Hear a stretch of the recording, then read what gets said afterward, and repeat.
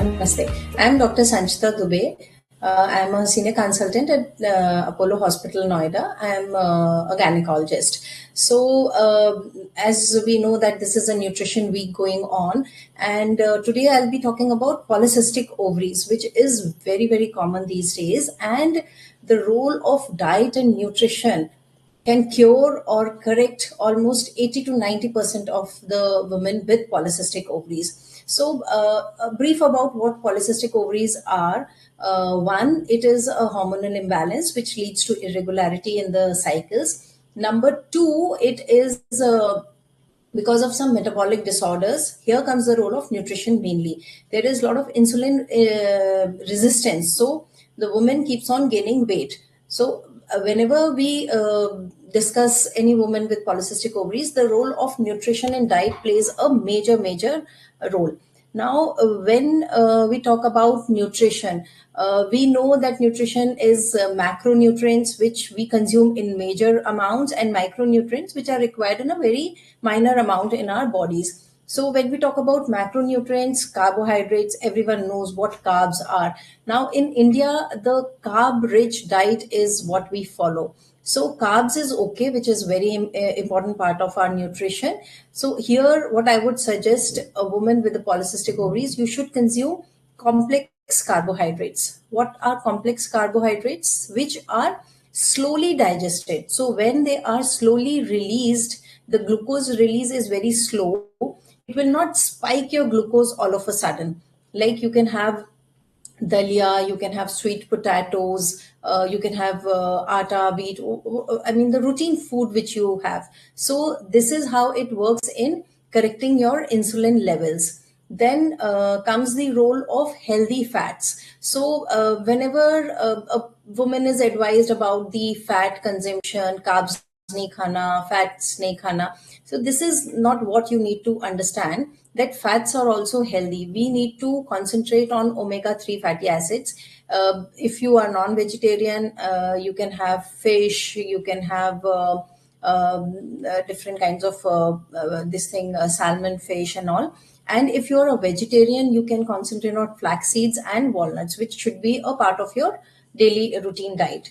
So if you feel that you're not able to consume a fat, it is okay to start with supplementations also. Then comes the role of protein. So carbohydrates, fats and protein, these are the three major macronutrients which we need to consume. When we talk about proteins, you can go for non-vegetarian source, you can go for fish, chicken, etc. In vegetarian diet, you can have Greek yogurt, you can have legumes, you can have all sorts of pulses. Soya is a very good source of protein in a vegetarian diet. So there are soya nuggets and all which you should incorporate in your routine diet, which you can mix with your rice, or you can just make mix it with any vegetables and all. You should have that as a routine regular diet as well. Now, when we talk about micronutrients are which are required in a lesser amount in our body. One important micronutrient is chromium. So when I said what is polycystic ovary, there are 2-3 major factors for it. One is hormonal imbalance, which leads to irregularity in the cycle. Second is insulin resistance, which affects your glucose metabolism. So chromium has a major role in managing insulin resistance.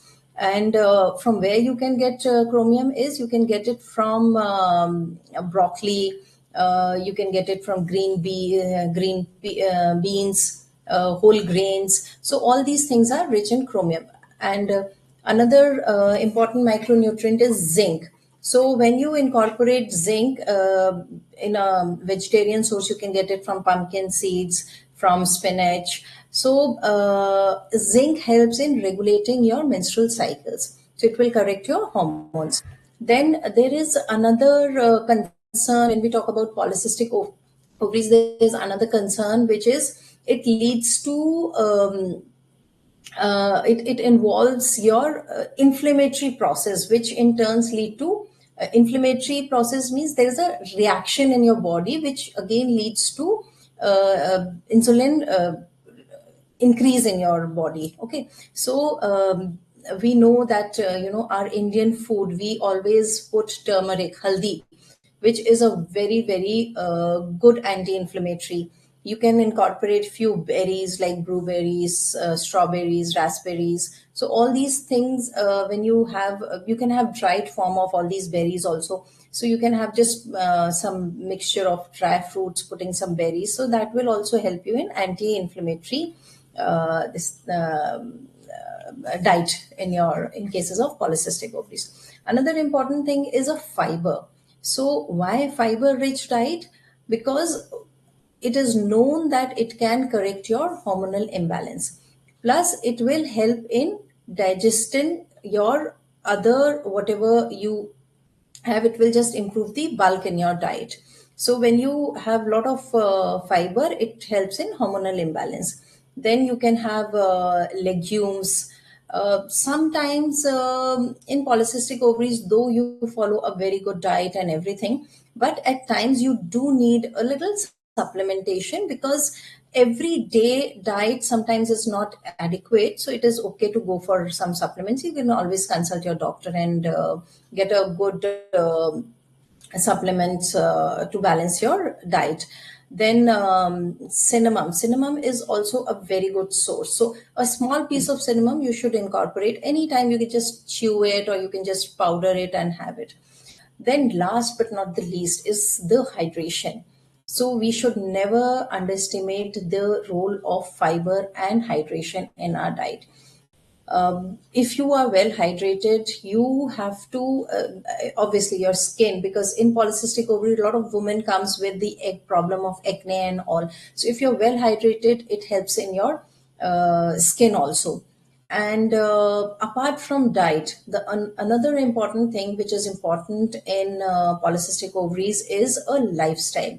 So 10 minutes, 15 minutes, whenever I see a woman or a girl with polycystic ovaries, I spend on making her understand what polycystic ovary is. And you need to have a lifestyle modification. Lifestyle modification incorporates your regular schedule, your sleeping habits, your eating habits, and some amount of exercise in your daily schedule.